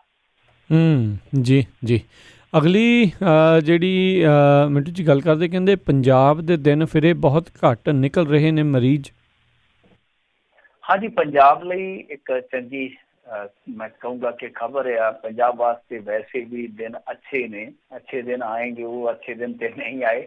ਪਰ ਪੰਜਾਬ ਵਾਸਤੇ ਇਹ ਨਾ ਬੁਰੇ ਦਿਨਾਂ ਦੇ ਦੌਰ ਦੇ ਵਿੱਚ ਅੱਛੀ ਖਬਰ ਇਹੋ ਆ ਕਿ ਪੰਜਾਬ ਦੇ ਵਿੱਚ ਇੱਕ ਤੇ ਰਿਕਵਰੀ ਰੇਟ ਜਿਹੜੀ ਆ ਬਹੁਤ ਜ਼ਿਆਦਾ 85, ਔਰ ਮੈਂ ਤੁਹਾਨੂੰ ਕੱਲ ਵੀ ਦੱਸਿਆ ਸੀਗਾ ਸ਼ਾਇਦ ਜੀ ਕਿ BBC ਨੇ ਅਮਰੀਕਾ ਤੋਂ ਪੰਜਾਬ ਨੂੰ ਹੱਲਾਸ਼ੇਰੀ ਦਿੱਤੀ ਆ ਕਿ ਭਾਈ ਬਹੁਤ ਸ਼ਾਨਦਾਰ ਕੰਮ ਰਿਹਾ, ਕਿਉਂਕਿ ਉਹਨਾਂ ਨੇ ਇੱਕ ਬਹੁਤ ਮਾਹਰ ਬੀਬੀ ਸੀਗੀ ਉਹਦੇ ਨਾਲ ਗੱਲ ਕੀਤੀ ਤਾਂ ਉਹਨੇ ਸਾਰੇ ਦੁਨੀਆ ਦੇ ਮਾਡਲਾਂ ਦੀ ਚਰਚਾ ਕਰਦਿਆਂ ਪੰਜਾਬ, ਹਰਿਆਣਾ, ਕੇਰਲ ਨੂੰ ਕਾਫੀ ਅੱਛੇ ਖਾਸੇ ਨੰਬਰ ਦਿੱਤੇ ਸੀਗੇ। ਤਾਂ ਦੂਜੇ ਪਾਸੇ ਨਾਲ ਇੱਕ ਪੰਜਾਬ ਵਾਸਤੇ ਰਾਹਤ ਵਾਲੀ ਗੱਲ ਇਹ ਆ, ਹਾਲਾਂਕਿ ਮਰੀਜ਼ ਤੇ ਦੇਖੋ ਆਉਂਦੇ ਪਏ ਆ, ਕੱਲ ਵੀ 36 ਆ ਗਏ ਸੀਗੇ, ਤਾਂ ਜਿਹੜੇ ਮਰੀਜ਼ ਆ ਰਹੇ ਉਹ ਠੀਕ ਆ ਕਿ ਆਉਂਦੇ ਪਏ ਆ, ਪਰ ਰਿਕਵਰੀ ਰੇਟ ਜਿਸ ਤਰ੍ਹਾਂ ਮੈਂ ਕਿਹਾ ਕਿ 85% ਹੈ, ਇਹ ਰਿਕਵਰੀ ਰੇਟ ਬਹੁਤ ਅੱਛੀ ਹੈ। ਇੰਡੀਆ 'ਚ ਵੀ ਵੈਸੇ ਰਿਕਵਰੀ ਰੇਟ ਜਿਹੜੀ ਓਵਰਆਲ ਹੈ ਨਾ ਵਧੀਆ, ਜਿਸ ਤਰ੍ਹਾਂ ਲਾ ਲਓ ਕਿ ਕੱਲ ਮਰੀਜ਼ ਆਏ 7,000 ਨਵਾਂ ਮਰੀਜ਼ ਆਇਆ ਤੇ 11,000 ਰਿਕਵਰ ਹੋ ਗਿਆ ਇੱਕੋ ਦਿਨ। ਤੁਸੀਂ ਦੇਖੋ ਤਾਂ ਰਿਕਵਰੀ ਰੇਟ ਜਿਹੜੀ ਹੁੰਦੀ ਆ ਉਹ ਥੋੜੀ ਬੰਦੇ ਨੂੰ ਐਨਰਜੈਟਿਕ ਕਰਦੀ ਹੈ, ਜਿਹੜਾ ਪੀੜਤ ਹੈ ਉਹਨੂੰ ਵੀ ਔਰ ਸਰਕਾਰਾਂ ਨੂੰ ਵੀ, ਕਿ ਹਾਂ ਯਾਰ ਬੰਦਾ ਠੀਕ ਹੁੰਦਾ ਵਾ। ਤਾਂ ਹੁਣ ਦੇਖੋ ਗੱਲ ਤੇ ਇਹ ਆ ਕਿ ਜਿਹੜੀ ਟੈਸਟਿੰਗ ਹੋ ਰਹੀ ਆ ਪੰਜਾਬ ਦੇ ਵਿੱਚ ਉਹ 81,000 ਤੱਕ ਪਹੁੰਚ ਚੁੱਕੀ ਆ। ਜਦੋਂ ਆਪਾਂ ਹੁਣ ਸਵੇਰ ਦਾ ਡਾਟਾ ਲਵਾਂਗੇ, ਅੱਜ ਦਾ ਪਤਾ ਨਹੀਂ ਕਿੰਨਾ ਹੋ ਗਿਆ ਹੋਊਗਾ, ਤਾਂ ਇਹਨੂੰ ਮੰਨ ਕੇ ਚਲੋ ਕਿ 80-90,000 ਦੇ ਦਰਮਿਆਨ ਰੱਖ ਲਓ। ਤਾਂ ਉਹ ਜਿਹੜੀ ਟੈਸਟਿੰਗ ਹੋਈ ਹੈ, ਸੈਂਪਲ ਲਏ ਗਏ ਆ, ਉਹਨਾਂ ਸੈਂਪਲਾਂ ਦੇ ਆਧਾਰ ਤੇ ਕਿਹਾ ਗਿਆ ਕਿ 100 ਦੇ ਵਿੱਚੋਂ ਸਿਰਫ 3 ਲੋਕ ਹੀ ਪੋਜ਼ਿਟਿਵ ਨਿਕਲ ਰਹੇ ਨੇ। ਤਾਂ ਇਹ ਪੰਜਾਬ ਵਾਸਤੇ ਇੱਕ ਵੱਡੀ ਰਾਹਤ ਵਾਲੀ ਗੱਲ ਆ ਕਿ ਜਿੰਨੇ ਵੀ ਸੈਂਪਲ ਲਏ ਜਾ ਰਹੇ ਆ ਉਹਨਾਂ ਦੇ ਵਿੱਚੋਂ ਸਿਰਫ 3% ਹੀ ਪੋਜ਼ਿਟਿਵ ਨਿਕਲ ਰਹੇ ਆ। ਤੇ ਮੈਂ ਤੇ ਵੈਸੇ ਸ਼ੁਰੂ 'ਚ ਹੀ ਪੋਜ਼ਿਟਿਵ ਹੈ ਇਸ ਚੀਜ਼ ਨੂੰ ਲੈ ਕੇ, ਇੱਧਰੋਂ ਪੋਜ਼ਿਟਿਵ ਨਹੀਂ ਹੈ, ਵੈਸੇ ਪੋਜ਼ਿਟਿਵ ਹੋਣਾ ਵੀ ਅੱਜ ਕੱਲ੍ਹ ਨਾ ਉਹ ਵੀ ਇੱਕ ਖਤਰੇ ਦਾ ਘੁੱਗੂ ਆ ਜੀ। ਮੈਂ ਇਸ ਗੱਲੋਂ ਪੋਜ਼ਿਟਿਵ ਰਿਹਾ ਕਿ ਦੇਖੋ ਪੰਜਾਬ ਆ ਜਿਹੜਾ, ਮੈਨੂੰ ਪਤਾ ਕਿ ਮੇਰੇ ਪੰਜਾਬ ਇੱਕ ਫਾਈਟਰ ਵੀ ਹੈ, ਔਰ ਦੂਜੀ ਚੀਜ਼ ਇਹ ਆ ਕਿ ਇਹਨਾਂ ਦਾ ਇਮਿਊਨ ਸਿਸਟਮ ਹੈ ਜਿਹੜਾ ਥੋੜਾ ਸਟਰੋਂਗ ਹੈ, ਇਹ ਗੱਲ ਮੰਨਣੀ ਪਏਗੀ। ਪਰ ਤੀਜੀ ਚੀਜ਼ ਜਿਹੜੀ ਨਾਲ ਆ ਕਿ ਠੀਕ ਆ, ਇਹ ਅੰਕੜੇ ਨੇ, ਇਹ ਹਾਲਾਤ ਨੇ ਸਾਡੇ ਜੋ ਵੀ ਅੱਜ ਮੱਦੇ ਨਜ਼ਰ ਅਸੀਂ ਦੇਖ ਕੇ ਚੱਲਦੇ ਪਏ ਹਾਂ, ਇਹ ਠੀਕ ਹੈ, ਸਭ ਕੁਛ ਠੀਕ ਠਾਕ ਹੈ, ਐਵਰੀਥਿੰਗ ਓਕੇ। ਪਰ ਗੱਲ ਇਹ ਆ ਕਿ ਦੇਖੋ ਹੁਣ ਡੋਮੈਸਟਿਕ ਫਲਾਈਟਾਂ ਸ਼ੁਰੂ ਹੋ ਗਈਆਂ। ਸਾਡੀ ਸਭ ਤੋਂ ਜ਼ਿਆਦਾ ਕਨੈਕਟੀਵਿਟੀ ਕਿਹੜੇ ਸ਼ਹਿਰ ਦੇ ਨਾਲ ਹੈ? ਸਭ ਤੋਂ ਜ਼ਿਆਦਾ ਸਾਡੀ ਆ ਦਿੱਲੀ ਦੇ ਨਾਲ। ਦਿੱਲੀ ਦੇ ਨਾਲ ਆਪਾਂ ਜਿਵੇਂ ਪਿੰਡਾਂ 'ਚੋਂ ਲਾ ਲਈਏ, ਸਭ ਤੋਂ ਜ਼ਿਆਦਾ ਚੰਡੀਗੜ੍ਹ ਏਰੀਏ ਦੀ ਆ ਗਈ, ਔਰ ਉਸ ਤੋਂ ਬਾਅਦ ਸਾਡੀ ਜੇ ਵੇਖੀਏ ਤਾਂ ਉਹ ਹੈ ਦਿੱਲੀ ਦੇ ਨਾਲ। ਤਾਂ ਦਿੱਲੀ ਦੇ ਵਿੱਚ ਰਿਕਾਰਡ ਟੁੱਟ ਗਿਆ, 17,000 ਤੱਕ ਉਹਨਾਂ ਦੀ ਗਿਣਤੀ ਪਹੁੰਚ ਗਈ ਇਨਫੈਕਟਡ ਲੋਕਾਂ ਦੀ। ਯਾਨੀ ਜੇ ਆਪਾਂ ਮਹਾਰਾਸ਼ਟਰ ਤੋਂ ਬਾਅਦ ਅੱਜ ਦੇ ਦੌਰ ਦੇ ਵਿੱਚ ਵੇਖੀਏ ਤਾਂ ਸਭ ਤੋਂ ਵੱਡਾ ਖਤਰਾ ਜਿਹੜਾ ਉਹ ਦਿੱਲੀ ਦੇ ਵਿੱਚ ਆ। ਮਹਾਰਾਸ਼ਟਰ ਦੇ ਵਿੱਚ ਤੇ ਕੱਲ ਇੱਕੋ ਦਿਨ ਹੀ 100 ਤੋਂ ਵੱਧ ਬੰਦਾ ਮਰ ਗਿਆ। ਤਾਂ ਹੁਣ ਜਿਹੜੀ ਉਹ ਕਨੈਕਟੀਵਿਟੀ ਹੈ ਖੋਲੀ, ਡੋਮੈਸਟਿਕ ਫਲਾਈਟਾਂ ਜਿਹੜੀਆਂ ਉਹ ਵਧਾਈਆਂ ਜਾ ਰਹੀਆਂ ਨਿਰੰਤਰ ਲਗਾਤਾਰ, ਤਾਂ ਉਹਦੇ ਵਿੱਚ ਪੰਜਾਬ ਨੂੰ ਚੁੱਕਣਾ ਰਹਿਣ ਦੀ ਲੋੜ ਆ, ਕਿਉਂਕਿ ਜਿਵੇਂ ਹੀ ਫਲਾਈਟਾਂ ਵਧਣਗੀਆਂ ਤਿਵੇਂ ਹੀ ਇਹਨਾਂ ਤੇ ਵਰਕਲੋਡ ਵਧੂਗਾ। ਹੋ ਸਕਦਾ ਕੋਈ ਕੋਤਾਹੀ ਹੋ ਜਾਵੇ, ਕੱਲ ਨੂੰ ਫੇਰ ਕੋਈ ਇਸ ਤਰ੍ਹਾਂ ਦੀ ਵੇਵ ਆਵੇ ਕਿ ਇਹਨਾਂ ਦਾ ਜਿਹੜਾ ਕੀਤਾ ਕਰਾਇਆ ਉਹ ਫੇਰ ਪਾਣੀ 'ਚ ਪੈ ਜਾਵੇ। ਤਾਂ ਇਸ ਚੀਜ਼ ਤੇ ਧਿਆਨ ਦੇਣ ਦੀ ਜ਼ਰੂਰਤ ਹੈ। ਮੈਂ ਇਹ ਨਹੀਂ ਕਹਿੰਦਾ ਕਿ ਪੰਜਾਬ 'ਚ ਆਉਣੋਂ ਡੱਕੋ ਕਿਸੇ ਨੂੰ, ਖਾਸ ਤੌਰ ਤੇ ਜਿਹੜਾ ਪੰਜਾਬੀ ਆ ਉਹਨੇ ਤੇ ਹਾਲ ਦੀ ਘੜੀ ਆਪਣੇ ਘਰ ਨੂੰ ਆਉਣਾ ਹੀ ਆਉਣਾ, ਚਾਹੇ ਉਹ ਅਮਰੀਕਾ 'ਚ ਬੈਠਾ ਤੇ ਚਾਹੇ ਉਹ ਇੱਥੇ ਮਹਾਰਾਸ਼ਟਰ 'ਚ ਬੈਠਾ, ਕਿਤੇ ਵੀ ਬੈਠਾ ਉਹਨੇ ਆਉਣਾ ਤੇ ਉਹਨੂੰ ਆਉਣ ਦਿਓ। ਪਰ ਗੱਲ ਇਹ ਹੈ ਕਿ ਤੁਸੀਂ ਆਪਣਾ ਜੋ ਢਾਂਚਾ ਆ ਉਹਨੂੰ ਪੂਰਾ ਪੁਖਤਾ ਰੱਖੋ, ਉਹਨੂੰ ਪੂਰਾ ਸਟਰੋਂਗ ਰੱਖੋ, ਤਾਂ ਕਿ ਇਸ ਤਰ੍ਹਾਂ ਦੀ ਕੋਈ ਸੰਭਾਵਨਾ ਜਿਹੜੀ ਨਾ ਬਣੇ। ਬਾਕੀ ਪੰਜਾਬ ਦੇ ਵਿੱਚ ਜੇ ਤੁਸੀਂ ਵੇਖੋਗੇ ਓਵਰਆਲ ਸਾਰਾ ਕੁਛ ਹੈ ਜਿਹੜਾ ਉਹ ਠੀਕ ਠਾਕ ਚੱਲਦਾ ਪਿਆ। ਇੱਥੇ ਸਾਡੀ ਇੰਡਸਟਰੀ ਹੈ ਜਿਹੜੀ ਉਹ 78% ਸ਼ੁਰੂ ਹੋ ਚੁੱਕੀ ਆ ਤੇ 68% ਜਿਹੜੇ ਕਿਰਤੀ ਹੈ ਦੱਸਦੇ ਕਿ ਉਹ ਵੀ ਕੰਮ ਤੇ ਵਾਪਸ ਆ ਗਏ। ਇਹ ਸਰਕਾਰੀ ਡਾਟਾ ਹੈ, ਮੈਂ ਆਪਦੇ ਕੋਲੋਂ ਨਹੀਂ ਕਹਿ ਰਿਹਾ। ਤਾਂ ਦੂਜੇ ਪਾਸੇ ਜਿਹੜੇ ਮਤਲਬ ਕਿ ਇੰਡਸਟਰੀ ਜਿੱਦਾਂ ਸਰਵਿਸ ਸੈਕਟਰ ਹੈ ਆਪਣਾ, ਹੋਟਲ ਵਗੈਰਾ ਜਿਹੜਾ ਹੁੰਦੇ ਆ, ਜਿੱਦਾਂ ਜਿੰਮ ਵਗੈਰਾ, ਉਹਦੇ ਤੇ ਵੀ ਪੰਜਾਬ ਅੱਜ ਭਲਕ ਫੈਸਲਾ ਲੈ ਸਕਦਾ। ਤਾਂ ਮੇਰਾ ਮੰਨਣਾ ਕਿ ਸ਼ਾਇਦ ਉਹ ਜਿਹੜਾ ਸਰਵਿਸ ਸੈਕਟਰ ਆ ਉਹ ਵੀ ਖੁੱਲ੍ਹ ਜਾਏਗਾ ਪੰਜਾਬ ਦੇ ਵਿੱਚ ਪੂਰੀ ਤੌਰ ਤੇ। ਤਾਂ 78% ਵਾਲਾ ਜਿਹੜਾ ਇਹ ਹੈਗਾ ਫਿਗਰ, ਇਹ ਹੋਰ ਵੀ ਵੱਧ ਜਾਏਗਾ, ਤਕਰੀਬਨ 100% ਤੱਕ ਚਲਾ ਜਾਊਗਾ। ਕਿਉਂਕਿ ਜਿਹੜਾ ਲੋਕਡਾਊਨ ਇਸ ਵਾਰੀ ਲੈ ਕੇ ਆ ਰਹੇ ਆ, ਜਿਹੜਾ ਕਦੇ ਵੀ ਹੁਣ ਐਲਾਨ ਸਕਦੇ ਆ, ਤਾਂ ਉਹਦੇ ਵਿੱਚ ਕੀ ਆ ਕਿ ਇਹ ਗੱਲ ਜ਼ਰੂਰ ਐਤਕੀ ਕਰਨਗੇ ਕਿ ਜਿਹੜਾ ਕੇਂਦਰ ਹੈ ਉਹ ਆਪਣੇ ਕੋਲ ਅਖਤਿਆਰ ਘੱਟ ਰੱਖੇ, ਸੂਬਿਆਂ ਨੂੰ ਵੱਧ ਦੇ ਦੇਵੇ, ਵਧੇਰੇ ਦੇ ਦੇਵੇ ਕਿ ਭਾਈ ਤੁਸੀਂ ਦੇਖੋ ਨਜ਼ਰਸਾਨੀ ਕਰ ਲਓ ਆਪਣੇ ਹਾਲਾਤਾਂ ਤੇ ਔਰ ਉਸ ਦੇ ਮੁਤਾਬਕ ਖੁੱਲ੍ਹ ਦਿਓ। ਤਾਂ ਪੰਜਾਬ ਮੈਨੂੰ ਲੱਗਦਾ ਕਿ ਡੈਫੀਨੇਟਲੀ ਸਰਵਿਸ ਸੈਕਟਰ ਨੂੰ ਖੋਲ੍ਹੇਗਾ। ਜੀ ਜੀ ਜੀ। ਅਗਲੀ ਜਿਹੜੀ ਮਿੰਟੂ ਜੀ ਗੱਲ ਕਰਦੇ, ਕਹਿੰਦੇ ਕੈਪਟਨ ਨੇ ਕਿਹਾ ਚੀਨ ਤੋਂ ਨਿਕਲੀ ਸਨਅਤ ਲਿਆ ਸਕਦੇ ਹਾਂ। ਹਾਂਜੀ, ਇਹਨਾਂ ਨੇ ਕਿਹਾ ਕਿ ਚੀਨ ਦੇ ਬਦਲ ਦੀ ਭਾਲ 'ਚ ਕੰਪਨੀਆਂ ਤੋਂ ਵੱਡੀਆਂ ਉਮੀਦਾਂ, ਮਤਲਬ ਕਿ ਸਾਡੇ ਇੱਧਰ ਨੂੰ ਵੀ ਉਹ ਰੁੱਖ ਕਰ ਸਕਦੀਆਂ ਨੇ। दिल को बहलाने का गल ख्याल अच्छा है ਹੂੰ ਤੇ ਉਮੀਦ ਜਿਹੜੀ ਆ ਉਹ ਰੱਖਣੀ ਵੀ ਚਾਹੀਦੀ ਆ, ਪਰ ਇਹ ਦਿਲ ਨੂੰ ਬਹਿਲਾਉਣ ਵਾਲੀ ਗੱਲ ਆ। ਇਹ ਮੇਰੇ ਖਿਆਲ ਦੇ ਨਾਲ ਦੂਜੀ ਤੀਜੀ ਮਰਤਬਾ ਇਹ ਬੋਲੇ ਕੈਪਟਨ ਅਮਰਿੰਦਰ ਸਿੰਘ ਆ ਹਫ਼ਤੇ 10 ਦਿਨ ਦੇ ਅੰਦਰ, ਤਾਂ ਕਰਕੇ ਇਹ ਵੱਡੀ ਖਬਰ ਆ। ਕਿਉਂਕਿ ਇੱਕ ਅੱਧੀ ਵਾਰੀ ਤੇ ਵੈਸੇ ਵੀ ਤੁਹਾਨੂੰ ਪਤਾ ਹੀ ਹੈ ਨਾ ਕਿ ਸਿਆਸਤਦਾਨ ਦੇ ਦਿੰਦੇ ਆ ਬਿਆਨ ਕਿ ਕੋਈ ਗੱਲ ਨਹੀਂ, ਆਪਾਂ ਵੀ ਕਿਸੇ ਮੁੱਦੇ ਤੇ ਥੋੜਾ ਜਿਹਾ ਵਿਖਾ ਦਈਏ ਕਿ ਹੈਗੇ ਆ।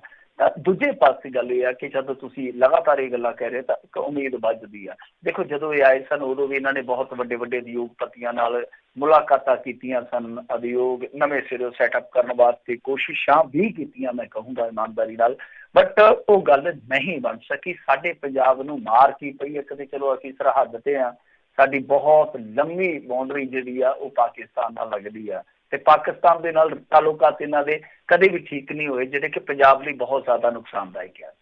ਅੱਜ ਦੇ ਦੌਰ 'ਚ ਮੇਰਾ ਮੰਨਣਾ, ਜੇ ਤੁਸੀਂ ਵਿਅਕਤੀਗਤ ਤੌਰ ਤੇ ਨਿੱਜੀ ਤੌਰ ਤੇ ਮੇਰੇ ਤੋਂ ਪੁੱਛੋਗੇ ਤਾਂ ਮੈਂ ਕਹੂੰਗਾ ਕਿ ਆਹ ਐਸਾ ਮੌਕਾ ਹੈ ਜਦ ਸਾਰਾ ਕੁਝ ਭੁੱਲ ਭੁਲਾ ਕੇ ਤੁਹਾਨੂੰ ਅਫਗਾਨ ਦਾ ਔਰ ਪਾਕਿਸਤਾਨ ਦਾ ਵਪਾਰ ਖੋਲ ਦੇਣਾ ਚਾਹੀਦਾ, ਖੁੱਲੇ ਰੂਪ 'ਚ ਸਭ ਕੁਝ ਭੁੱਲ ਭੁਲਾ ਕੇ। ਤਾਂ ਇਹ ਮੌਕਾ ਹੈ, ਉਹਦੇ ਵਿੱਚ ਕੀ ਹੈ ਕਿ ਜਿਵੇਂ ਤੁਹਾਡਾ ਟ੍ਰੇਡ ਤੁਰੇਗਾ, ਤੁਹਾਡੇ ਰਿਸ਼ਤੇ ਆਪਣੇ ਆਪ ਹੀ ਠੀਕ ਹੋ ਜਾਣਗੇ ਜਦੋਂ ਤੁਸੀਂ ਇੱਕ ਦੂਜੇ ਨਾਲ ਵਰਤਣ ਵਰਤਾਉਣ ਲੱਗ ਗਏ ਨਾ। ਕਿਉਂਕਿ ਗੱਲ ਤੇ ਵਰਤਣ ਵਰਤਾਉਣ ਦੀ ਹੁੰਦੀ ਆ, ਤਾਂ ਉਹਦੇ 'ਚ ਕੀ ਹੈ ਕਿ ਇੱਕ ਤੇ ਤੁਹਾਡਾ ਮਾਲੀਆ, ਦੂਸਰਾ ਤੁਹਾਡੇ ਰਿਸ਼ਤੇ ਜਿਹੜੇ ਸੁਖਾਵੇਂ ਹੋਣਗੇ। ਇੱਕ ਪਾਸੇ ਚਾਈਨਾ, ਦੂਸਰੇ ਪਾਸੇ ਪਾਕਿਸਤਾਨ, ਕਿਹਦੇ ਨਾਲ ਖੈਬੜੋਗੇ, ਕਦ ਤੱਕ ਖੈਬੜੋਗੇ। ਤਾਂ ਇਹ ਗੱਲ ਜਿਹੜੀ ਆ ਉਹ ਵੇਖਣੀ ਚਾਹੀਦੀ ਆ ਕਿ ਜੇ ਇਹੋ ਜਿਹੀ ਤਲਖੀ ਦੇ ਵਿੱਚ ਚਾਈਨਾ ਦੇ ਨਾਲ ਤੁਹਾਡੇ ਟ੍ਰੇਡ ਦੇ ਰਿਸ਼ਤੇ ਬਰਕਰਾਰ ਆ ਤਾਂ ਫਿਰ ਪਾਕਿਸਤਾਨ ਦੇ ਨਾਲ ਕਿਉਂ ਨਹੀਂ? ਇਹ ਬਹੁਤ ਵੱਡਾ ਸਵਾਲ। ਮੈਂ ਜਾਤੀ ਤੌਰ ਤੇ ਇਸ ਚੀਜ਼ ਦੇ ਹੱਕ ਦੇ ਵਿੱਚ ਹਾਂ ਕਿ ਵਪਾਰ ਖੋਲ ਦੇਣਾ ਚਾਹੀਦਾ, ਇਸ ਮੌਕੇ ਤੇ ਜ਼ਰੂਰ ਖੋਲ ਦੇਣਾ ਚਾਹੀਦਾ। ਹੁਣ ਦੂਜੀ ਚੀਜ਼ ਜਿਹੜੀ ਮੈਂ ਕਹਿ ਰਿਹਾ ਕਿ ਰਹਿੰਦੀ ਖੂੰਹਦੀ ਕਸਰ ਕੱਢੀ ਆ ਸਾਡੀਆਂ ਪੱਖਪਾਤੀ ਸਰਕਾਰਾਂ ਨੇ। ਦੇਖੋ ਠੀਕ ਹੈ, ਪਹਾੜੀ ਰਾਜਾਂ ਨੂੰ ਤੁਸੀਂ ਵਿਸ਼ੇਸ਼ ਪੈਕੇਜ ਦਿੱਤਾ, ਦੇਣਾ ਵੀ ਚਾਹੀਦਾ, ਕਿਉਂਕਿ ਸਾਡੇ ਵਾਂਗੂ ਉਹਨਾਂ ਦੇ ਕੋਲ ਜਰਖੇਜ਼ ਭੂਮੀ ਨਹੀਂ ਹੈ, ਸਾਡੇ ਵਾਂਗੂ ਉਹਨਾਂ ਦੇ ਕੋਲ ਇਹ ਸਰਮਾਇਆ ਨਹੀਂ ਹੈ ਖੇਤੀ ਦਾ, ਫਸਲਾਂ ਦਾ। ਪਰ ਗੱਲ ਇਹ ਆ ਕਿ ਕਿਸੇ ਸਮੇਂ ਲਈ ਤਾਂ ਦੇਣਾ ਚਾਹੀਦਾ ਨਾ, ਕਿ ਤੁਸੀਂ ਉਹਨਾਂ ਦਾ ਫਿਰ ਪੈਕੇਜ ਹੈ ਜਿਹੜਾ ਵਧਾ ਦਿੱਤਾ ਲੰਬੇ ਸਮੇਂ ਤੱਕ, ਦਹਾਕਾ ਡੇਢ ਦਹਾਕਾ, ਠੀਕ ਹੈ ਕਿ ਤੁਸੀਂ ਦੇ ਦਿੱਤਾ ਪੈਕੇਜ, ਪਰ ਦੂਜੀ ਮਰਤਬਾ ਜਦ ਪੈਕੇਜ ਦੇ ਰਹੇ ਤਾਂ ਦੂਸਰੇ ਰਾਜਾਂ ਦਾ ਜਿਹੜਾ ਹਿੱਤ ਆ ਉਹ ਵੀ ਤੇ ਵਿਚਾਰੋ ਨਾ। ਤਾਂ ਉਹਦੇ ਕਰਕੇ ਪੰਜਾਬ ਦੀ ਪੋਜੀਸ਼ਨ ਕਮਜ਼ੋਰ ਹੈ, ਕਿਉਂਕਿ ਹਿਮਾਚਲ ਦੇ ਵਿੱਚ ਲੈਂਡ ਸਸਤੀ ਹੈ, ਹਿਮਾਚਲ ਦੇ ਵਿੱਚ ਟੈਕਸ ਘੱਟ ਨੇ, ਵਿਸ਼ੇਸ਼ ਉਹਨਾਂ ਦੇ ਕੋਲ ਇੱਕ ਦਰਜਾ ਹੈ, ਪੈਕੇਜ ਦਿੱਤਾ ਜਾਂਦਾ ਉਹਨਾਂ ਨੂੰ ਰਾਈਟਾਂ ਦਾ।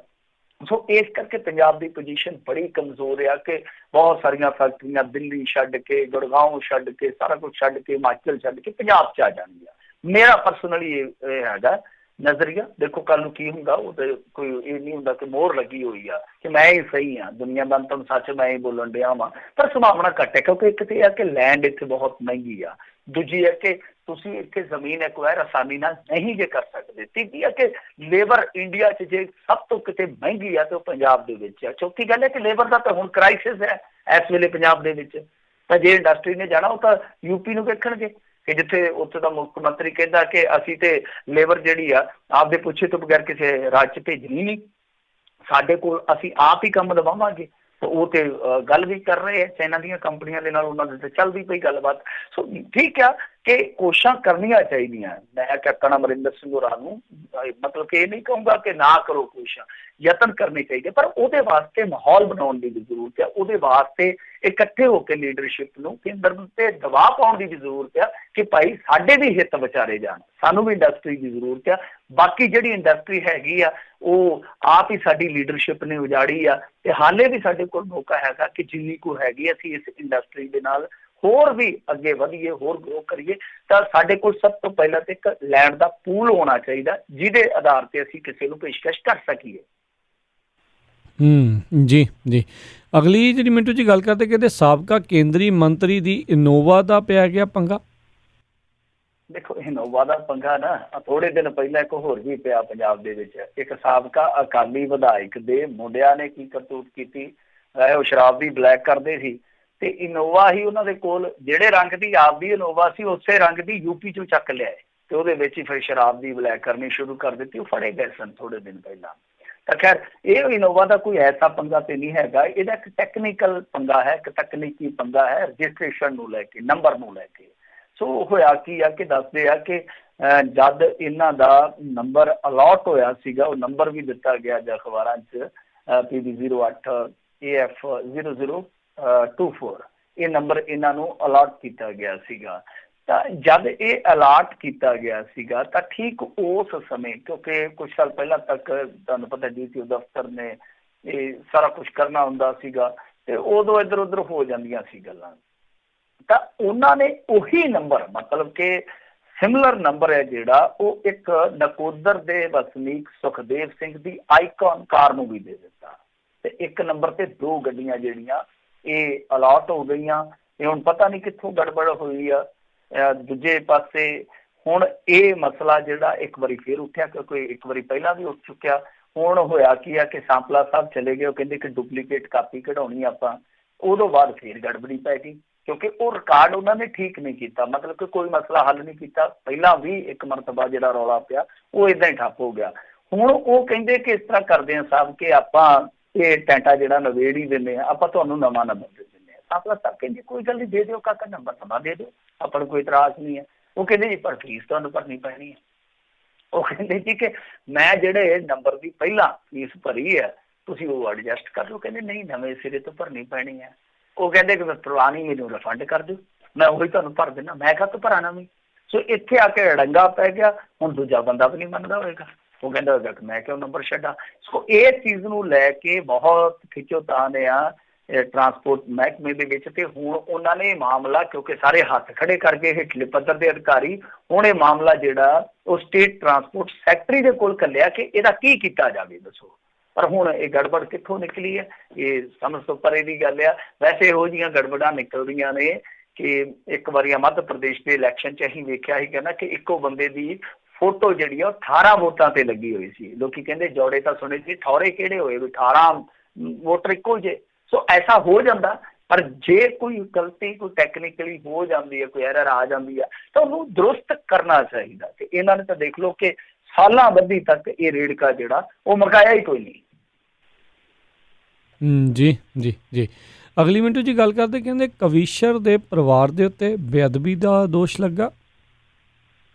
ਹਾਂਜੀ ਦੇਖੋ, ਇਹ ਫਤਿਹਗੜ੍ਹ ਚੂੜੀਆਂ ਦਾ ਮਾਮਲਾ ਹੈ ਜਿੱਥੇ ਇਹ ਸਭ ਕੁਝ ਵਾਪਰਿਆ। ਉੱਥੇ ਹੋਇਆ ਕੀ ਆ ਕਿ ਇੱਕ ਗੰਦੀ ਥਾਂ ਤੇ ਲਾ ਲਓ ਖਾਲੀ ਪਲਾਟ ਦੇ ਵਿੱਚ ਕੁਛ ਚੀਜ਼ਾਂ ਸੜ ਰਹੀਆਂ ਸਨ। ਉੱਥੋਂ ਕੋਈ ਬੰਦੇ ਲੰਘੇ ਤੇ ਉਹਨਾਂ ਨੇ ਵੇਖਿਆ ਕਿ ਅੱਧ ਜਲੇ ਜਿਹੜੇ ਗੁਟਕਾ ਸਾਹਿਬ ਦੇ ਅੰਗ ਸੀਗੇ ਨਾ, ਉਹ ਉੱਥੇ ਰੁਲਦੇ ਫਿਰਦੇ ਸੀ। ਚਲੋ ਉਹਨਾਂ ਨੇ ਬੜੇ ਸਤਿਕਾਰ ਨਾਲ ਹਿੱਕ ਨਾਲ ਲਾਏ ਤੇ ਚਲੋ ਇੱਕ ਦੂਜੇ ਨੂੰ ਗਾਂਹ ਦੱਸਿਆ, ਰੌਲਾ ਪਿਆ। ਉਹਨਾਂ ਨੇ ਵੇਖਿਆ ਕਿ ਹਵਾ ਕਿੱਧਰੋਂ ਆ ਰਹੀ ਹੈ, ਕਿੱਧਰੋਂ ਆ ਰਿਹਾ। ਜਦ ਵੇਖਿਆ ਤੇ ਉੱਥੇ ਇਹ ਸਭ ਕੁਝ ਜਲ ਰਿਹਾ ਸੀ ਤੇ ਠੀਕ ਉੱਥੇ ਹੀ ਇੱਕ ਡਾਇਰੀ ਪਈ ਸੀ ਜਿੱਥੋਂ ਪਤਾ ਲੱਗਿਆ ਕਿ ਇਹ ਸ਼ਾਇਦ ਇਸ ਘਰ ਦਾ ਸਾਰਾ ਸਮਾਨ ਆ ਸਾੜਿਆ ਜਾ ਰਿਹਾ, ਨਸ਼ਟ ਕੀਤਾ ਜਾ ਰਿਹਾ। ਤਾਂ ਉਸ ਤੋਂ ਬਾਅਦ ਗਏ ਤਾਂ ਫਿਰ ਜਿਹੜੇ ਉਹ ਕਮਿਸ਼ਨਰ ਸੀਗੇ ਉਹਨਾਂ ਨੇ ਨਾਲ ਲਗਵੀਂ ਮਾਫੀ ਵੀ ਮੰਗੀ ਕਿ ਬਹੁਤ ਵੱਡੀ ਗਲਤੀ ਕਰ ਲਈ ਮੇਰੇ ਨੌ ਪੁੱਤ ਨੇ, ਇਹਨਾਂ ਨੂੰ ਸ਼ਾਇਦ ਪਤਾ ਨਹੀਂ। ਹੁਣ ਪਰ ਗੁਟਕਾ ਸਾਹਿਬ ਦਾ ਦੇਖੋ, ਸਾਡੇ ਬੱਚਿਆਂ ਨੂੰ ਵੀ ਪਤਾ ਹੁੰਦਾ, ਉਹ ਤੇ ਆਪ ਛੋਟੇ ਛੋਟੇ ਹੁੰਦੇ ਹੀ ਸਿਰ ਢੱਕ ਲੈਂਦੇ ਆ। ਸੋ ਇਹ ਕਿਸ ਤਰ੍ਹਾਂ ਵਾਪਰਿਆ ਕਿ ਕਵੀਸ਼ਰ ਦੇ ਪਰਿਵਾਰ ਨੂੰ ਇਹ ਨਹੀਂ ਪਤਾ ਕਿ ਠੀਕ ਹੈ ਚਲੋ ਜੇ ਕੋਈ ਅੰਗ ਥੋੜਾ ਪੁਰਾਣਾ ਹੋ ਜਾਂਦਾ ਗੁਟਕਾ ਸਾਹਿਬ ਜਾਂ ਵਿਰਧ ਹੋ ਜਾਂਦਾ ਕੋਈ ਵੀ ਸਰੂਪ, ਤੇ ਆਪਾਂ ਬੜੇ ਮਾਣ ਸਤਿਕਾਰ ਦੇ ਨਾਲ ਗੁਰਦੁਆਰਾ ਸਾਹਿਬ ਦੇ ਆਉਂਦੇ ਆ ਤੇ ਚਲੋ ਉਸ ਤੋਂ ਬਾਅਦ ਅੱਗੇ ਉਹ ਕਰ ਦਿੰਦੇ, ਜਿਵੇਂ ਗੋਇੰਦਵਾਲ ਸਾਹਿਬ ਦੇ ਵਿੱਚ ਭੇਜ ਦਿੱਤੇ ਜਾਂਦੇ, ਇਕੱਠੇ ਕਰ ਦਿੱਤੇ ਜਾਂਦੇ ਆ। ਤਾਂ ਜੇਕਰ ਇਹ ਇੱਕ ਢਾਡੀ ਜਾਂ ਕਵੀਸ਼ਰ ਦੇ ਪਰਿਵਾਰ ਨੂੰ ਨਹੀਂ ਪਤਾ ਤੇ ਫਿਰ ਕੀ ਕੀਤਾ ਜਾ ਸਕਦਾ। ਸੋ ਮੇਰੇ ਖਿਆਲ ਦੇ ਨਾਲ ਮਾਮਲਾ ਗ੍ਰਿਫਤਾਰੀ ਤੱਕ ਚਲੇ ਗਿਆ। ਜਿਹੜੇ ਕਮਿਸ਼ਨਰ ਉਹਨਾਂ ਦੇ ਬੇਟੇ ਤੇ ਉਹਨਾਂ ਦੀ ਬਹੂ ਨੂੰ ਗ੍ਰਿਫਤਾਰ ਵੀ ਕਰ ਲਿਆ ਗਿਆ। ਔਰ ਇਹ ਮਾਮਲਾ ਜਿਹੜਾ ਦੂਜਾ ਤੀਜਾ ਮਾਮਲਾ ਹੈ, ਇੱਕ ਅੱਜ ਤੋਂ ਥੋੜੇ ਦਿਨ ਪਹਿਲਾਂ ਆਇਆ ਕਿ ਗ੍ਰੰਥੀ ਸਿੰਘ ਮੇਰੇ ਖਿਆਲ ਦੇ ਨਾਲ ਗੱਗੜਪੁਰ ਦੀ ਘਟਨਾ ਸੰਗਰੂਰ ਦੀ, ਤੇ ਉੱਥੇ ਆਪਸ ਦੇ ਵਿੱਚ ਤਲਵਾਰੋ ਤਲਵਾਰੀ ਹੋ ਗਏ ਗੁਰੂ ਸਾਹਿਬ ਦੀ ਹਜ਼ੂਰੀ ਦੇ ਵਿੱਚ। ਤੇ ਉੱਥੇ ਵੀ ਇਹਨਾਂ ਨੇ ਗੁਰੂ ਸਾਹਿਬ ਦੇ ਕੁਛ ਅੰਗ ਜਿਹੜੇ ਸੀਗੇ ਉਹ ਜ਼ਖਮੀ ਕਰ ਦਿੱਤੇ। ਔਰ ਇਸ ਤੋਂ ਇਲਾਵਾ ਜੇ ਆਪਾਂ ਵੇਖੀਏ, ਪਿੱਛੇ ਆਪਾਂ ਪ੍ਰੋਗਰਾਮ 'ਚ ਗੱਲ ਵੀ ਕੀਤੀ ਸੀ, ਅੰਮ੍ਰਿਤਸਰ ਦੇ ਵਿੱਚ ਵੀ ਇੱਕ ਬੇਅਦਬੀ ਕਾਂਡ ਵਾਪਰਿਆ ਥੋੜਾ ਸਮਾਂ ਪਹਿਲਾਂ, ਤਾਂ ਉਹਦੇ ਵਿੱਚ SGPC ਦਾ ਇੱਕ ਖੁਦ ਕਰਮਚਾਰੀ ਜਿਹੜਾ ਉਹ ਨਾਮਜ਼ਦ ਹੋਇਆ ਸੀ। ਤਾਂ ਇਹ ਸਾਰੀਆਂ ਘਟਨਾਵਾਂ ਤੁਸੀਂ ਦੇਖ ਲਓ ਕਿ ਉਹ ਲੋਕਾਂ ਦੇ ਹੱਥੋਂ ਵਾਪਰੀਆਂ ਹੈ, ਜਿਹੜੇ ਲੋਕ ਸਿੱਖੀ ਦੇ ਵਿੱਚ ਨਾ ਸਿਰਫ ਹੈਗੇ ਸੀ ਬਲਕਿ ਉਹ ਬਹੁਤ ਵੱਡੀ ਭੂਮਿਕਾ ਨਿਭਾ ਰਹੇ ਸਨ ਆਪੋ ਆਪਣੀ ਥਾਂ ਤੇ। ਸੋ ਐਸੀ ਮੈਂ ਕਹਿੰਦਾ ਕਿ ਕੋਈ ਹੋਣੀ ਚਾਹੀਦੀ ਹੈ ਸਖਤਾਈ, ਇਹਨਾਂ ਨੂੰ ਥੋੜ੍ਹੀ ਬਹੁਤੀ ਅਕਲ ਸਿਖਾਈ ਜਾਣੀ ਚਾਹੀਦੀ ਆ। ਅਸੀਂ ਪਰਿਵਾਰਾਂ ਦੇ ਵਿੱਚ ਰਹਿੰਦੇ ਹਾਂ, ਚਲੋ ਸਾਨੂੰ ਇੰਨਾ ਤੇ ਗਿਆਨ ਹੁੰਦਾ ਨਾ ਕਿ ਅਸੀਂ ਬਾਈ ਧਾਰਮਿਕ ਕੋਈ ਵੀ ਆ, ਕਿਸੇ ਵੀ ਧਰਮ ਦਾ ਕੋਈ ਵੀ ਗ੍ਰੰਥ ਹੈ, ਕੋਈ ਪੋਥੀ ਆ, ਅਸੀਂ ਉਹਦਾ ਸਤਿਕਾਰ ਕਰਦੇ ਹਾਂ। ਤੇ ਜੇ ਪਰਿਵਾਰ 'ਚ ਇੰਨਾ ਵੀ ਅਸੀਂ ਨਹੀਂ ਦੱਸ ਸਕੇ ਕਿ ਧਾਰਮਿਕ ਗ੍ਰੰਥਾਂ ਦਾ ਸਤਿਕਾਰ ਕਿਸ ਤਰ੍ਹਾਂ ਕਰਨਾ ਹੈ, ਚਾਹੇ ਉਹ ਕਿਸੇ ਵੀ ਧਰਮ ਦਾ ਹੋਵੇ, ਸਾਡੇ ਧਰਮ ਦਾ ਨਾਂ ਵੀ ਹੋਵੇ, ਜੇ ਅਸੀਂ ਆਪਣੇ ਬੱਚਿਆਂ ਨੂੰ ਇਹ ਵੀ ਨਹੀਂ ਸਿਖਾ ਸਕੇ ਤੇ ਫਿਰ ਸਾਰੀ ਜ਼ਿੰਦਗੀ ਧਰਮ ਦਾ ਪ੍ਰਚਾਰ ਕੀਤੇ ਦਾ ਫਾਇਦਾ ਕੀ ਆ? ਜੀ ਜੀ ਜੀ। ਅਗਲੀ ਜਿਹੜੀ ਮਿੰਟੂ ਜੀ ਆਪਾਂ ਗੱਲ ਕਰੀਏ ਤਾਂ ਕਹਿੰਦੇ ਟਿੱਡੀ ਦਲ ਨੂੰ ਲੈ ਕੇ ਹਿਮਾਚਲ ਤੱਕ ਦਹਿਸ਼ਤ। ਦੇਖੋ ਇਹ ਟਿੱਡੀ ਦਲ ਆ ਜਿਹੜਾ ਹੈ ਹੀ ਦਹਿਸ਼ਤ ਦਾ ਸਬੱਬ ਆ, ਬੜੀ ਮਾੜੀ ਚੀਜ਼ ਆ। ਇਹ ਤੇ ਚਟਮ ਕਰ ਜਾਂਦਾ। ਜੇ ਤੁਸੀਂ ਪਾਕਿਸਤਾਨ 'ਚ ਵੇਖੋਗੇ ਨਾ, ਪਾਕਿਸਤਾਨ ਦੇ ਵਿੱਚ ਇਹਨੇ ਬਹੁਤ ਗਾਹ ਪਾਇਆ, ਪਾਕਿਸਤਾਨ ਦੇ ਅੰਦਰ ਬੜਾ ਨੁਕਸਾਨ ਕੀਤਾ। ਵੈਸੇ ਤੇ ਇੱਧਰੋਂ ਜੇ ਆਪਾਂ ਵੇਖੀਏ ਨਾ, ਇਹ ਉੱਠਦਾ ਇੱਧਰਲੇ ਸਾਈਡ ਤੋਂ, ਮਿਡਲ ਈਸਟ ਤੋਂ ਲਾ ਲਓ ਕਿ ਵਾਇਆ ਇਰਾਨ ਪਾਕਿਸਤਾਨ ਆ ਜਾਂਦਾ। ਔਰ ਸਾਡਾ ਮੀਡੀਆ ਦੇਖੋ ਐਡਾ, ਮੈਂ ਤੇ ਸਮਝਦਾ ਹੁਣ ਮੈਂ ਕੀ ਕਵਾਂ, ਐਡਾ ਘਟੀਆ ਹੈ ਕਿ ਉਹ ਪਾਕਿਸਤਾਨ ਨੂੰ ਜ਼ਿੰਮੇਵਾਰ ਦੱਸੀ ਜਾਂਦਾ, ਜਦ ਕਿ ਮੈਂ ਤੁਹਾਡੀ ਜਾਣਕਾਰੀ ਲਈ ਦੱਸਾਂ ਕਿ ਉਹਨਾਂ ਦਾ ਤਾਂ ਮੇਰੇ ਖਿਆਲ ਦੇ ਨਾਲ 2 ਬਿਲੀਅਨ ਪਾਉਂਡ ਦਾ ਨੁਕਸਾਨ ਹੋ ਚੁੱਕਾ ਹੁਣ ਤੱਕ, ਇਸੇ ਕਰਕੇ ਟਿੱਡੀ ਦਲ ਕਰਕੇ। 2 ਬਿਲੀਅਨ ਪਾਉਂਡ ਕਿੱਥੋਂ ਤੱਕ ਗੱਲ ਚਲੇ ਜਾਂਦੀ ਆ, ਇਹਨਾਂ ਨੂੰ ਪਤਾ ਹੀ ਕੱਖ ਨਹੀਂ ਹੈ ਕਿ ਕੀ ਕਹਾਣੀ ਆ। ਇਹ ਇਸ ਤਰ੍ਹਾਂ ਰੇਤਲੇ ਟਿੱਬਿਆਂ ਦੇ ਵਿੱਚੋਂ, ਜਿਵੇਂ ਮੰਨ ਲਓ ਅਫਰੀਕਾ ਚੋਂ ਆਇਆ ਗਾ, ਉੱਥੇ ਮਿਡਲ ਈਸਟ ਚੋਂ ਇਹ ਝੁੰਡ ਇਸ ਤਰ੍ਹਾਂ ਬਣਦਾ ਔਰ ਬਹੁਤ ਖਤਰਨਾਕ ਆ। ਇਹਨੂੰ ਵੀ ਤੁਸੀਂ ਕਿਸੇ ਦੇਸ਼ ਨਾਲ ਜੋੜੋ ਜਾਂ ਕਿਸੇ ਮਜ਼ਹਬ ਨਾਲ ਜੋੜੋ ਤਾਂ ਬੜੀ ਮਾੜੀ ਗੱਲ ਆ। ਤਾਂ ਖੈਰ ਦੇਖੋ ਅਲਰਟ ਜ਼ਰੂਰ ਸੀਗਾ, ਜਿੱਦਾਂ ਸਾਡੇ ਸਰਹੱਦੀ ਜ਼ਿਲ੍ਹੇ ਅੰਮ੍ਰਿਤਸਰ, ਫਾਜ਼ਿਲਕਾ ਔਰ ਇਸ ਤੋਂ ਇਲਾਵਾ ਗਾਂ ਹਿਮਾਚਲ ਤੱਕ ਨੇ ਅਲਰਟ ਜਾਰੀ ਕਰ ਦਿੱਤਾ ਸੀਗਾ। ਪਰ ਸਾਡੀ ਖੁਸ਼ਕਿਸਮਤੀ ਰਹੀ ਆ, ਮੈਂ ਕਹੂੰਗਾ ਕਿ ਚਲੋ ਲੋਕਾਂ ਦੀਆਂ ਦੁਆਵਾਂ ਨੇ ਕੰਮ ਕੀਤਾ ਕਿ ਪੂਰਾ ਵਗ ਗਿਆ। ਪੂਰਾ ਸਮਝਦੇ ਹੋ ਨਾ ਤੁਸੀਂ, ਸਾਰੇ ਆਪਣੇ ਪੰਜਾਬੀ ਪੂਰੇ ਨੂੰ ਸਮਝਦੇ ਹੀ ਆ ਕਿ ਜਿਹੜੀ ਹਵਾ ਪੂਰਬ ਤੋਂ ਪੱਛਮ ਨੂੰ ਚੱਲਦੀ ਆ ਉਹਨੂੰ ਆਪਾਂ ਪੂਰਾ ਕਹਿੰਦੇ ਆ, ਤੇ ਜਿਹੜੀ ਪੱਛਮ ਤੋਂ ਪੂਰਬ ਵੱਲ ਨੂੰ ਚੱਲਦੀ, ਯਾਨੀ ਪਾਕਿਸਤਾਨ ਤੋਂ ਇੱਧਰ ਨੂੰ ਆਉਂਦੀ ਆ, ਤਾਂ ਉਹ ਅਸੀਂ ਕਹਿ ਦਿੰਦੇ ਆ ਕਿ ਇਹ ਪੱਛੋਂ ਵਗਦੀ ਆ। ਤਾਂ ਅਚਾਨਕ ਜਦੋਂ ਇਹ ਬਿਲਕੁਲ ਟਿੱਡੀ ਦਲ ਸਾਡੀ ਹੱਦ ਤੇ ਆ ਗਿਆ ਸੀਗਾ, ਲਾ ਲਓ ਕਿ ਹਨੂੰਮਾਨਗੜ੍ਹ ਏਰੀਆ 'ਚ, ਗੰਗਾਨਗਰ ਏਰੀਆ 'ਚ ਪੂਰਾ ਅਲਰਟ ਹੋ ਗਿਆ, ਤਾਂ ਠੀਕ ਉਸ ਵੇਲੇ ਕੁਦਰਤ ਨੇ ਸਾਡਾ ਸਾਥ ਦਿੱਤਾ ਕਿ ਵੈਸਟਰਨ ਡਿਸਟਰਬੈਂਸ ਕਰਕੇ ਪੂਰਾ ਪੂਰਾ ਬਹੁਤ ਫਾਸਟ ਚੱਲਿਆ ਇੱਥੇ 2-3 ਦਿਨ। ਤਾਂ ਉਹਦੇ ਨਾਲ ਕੀ ਆ ਕਿ ਟਿੱਡੀ ਦਲ ਦਾ ਜਿਹੜਾ ਇੱਧਰ ਨੂੰ ਹਮਲਾ ਸੀਗਾ ਉਹ ਪਿੱਛਾ ਨੂੰ ਮੁੜ ਗਿਆ ਔਰ ਪਾਕਿਸਤਾਨ ਨੂੰ ਵਾਪਸ ਫਿਰ ਉਹਨਾਂ ਦੀ ਰਵਾਨਗੀ ਹੋ ਗਈ ਆ।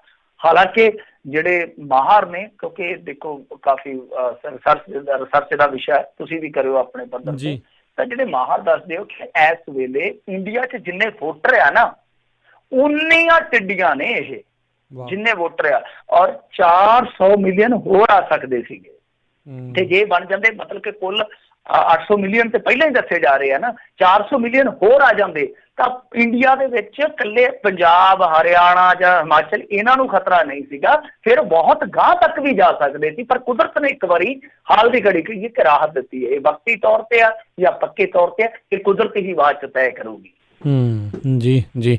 2020 ਦੇ ਵਿੱਚ ਕੁਦਰਤੀ ਕਹਿਰ ਜਿਹੜੇ ਬਹੁਤ ਆ ਰਹੇ ਨੇ, ਬਿਲਕੁਲ। ਇਹ 2020 ਦੇ ਵਿੱਚ ਤੇ ਇਹ ਆ ਭਾਈ, ਬਚ ਕੇ ਨਿਕਲੋ, ਸਿਹਤ ਦਾ ਧਿਆਨ ਰੱਖੋ, ਇਹ 'ਚੋਂ ਰਾਜੀ ਖੁਸ਼ੀ ਨਿਕਲ ਆਏ ਤਾਂ ਫਿਰ ਅਗਲੇ ਸਾਲ ਦੀ ਅਗਲੀ ਵਾਰੀ ਦੇਖਾਂਗੇ। ਬਹੁਤ ਬਹੁਤ ਮਿੰਟੂ ਜੀ ਧੰਨਵਾਦ, ਬੜੀ ਮਿਹਰਬਾਨੀ ਇਹਨਾਂ ਖਬਰਾਂ ਬਾਰੇ ਜਾਣਕਾਰੀ ਦੇਣ ਦੇ ਲਈ। ਸਤਿ ਸ਼੍ਰੀ ਅਕਾਲ। ਸ਼ੁਕਰੀਆ ਜੀ, ਸਤਿ ਸ਼੍ਰੀ ਅਕਾਲ ਜੀ। ਤੇ ਸਰੋਤਿਓ, ਇੱਥੇ ਹੀ ਸਾਡਾ ਅੱਜ ਦਾ ਇਹ ਪ੍ਰੋਗਰਾਮ ਸਮਾਪਤ ਹੈ। ਮਿਲਦੇ ਹਾਂ ਅਗਲੀ ਵਾਰ। ਉਦੋਂ ਤੱਕ ਲਈ ਮੇਰੇ ਵੱਲੋਂ ਵੀ ਤੁਹਾਨੂੰ ਸਾਰਿਆਂ ਨੂੰ ਪਿਆਰ ਸਤਿਕਾਰ ਸਹਿਤ ਸਤਿ ਸ਼੍ਰੀ ਅਕਾਲ। ਸੁਣਦੇ ਰਹੋ ਪੰਜਾਬੀ ਰੇਡੀਓ USA।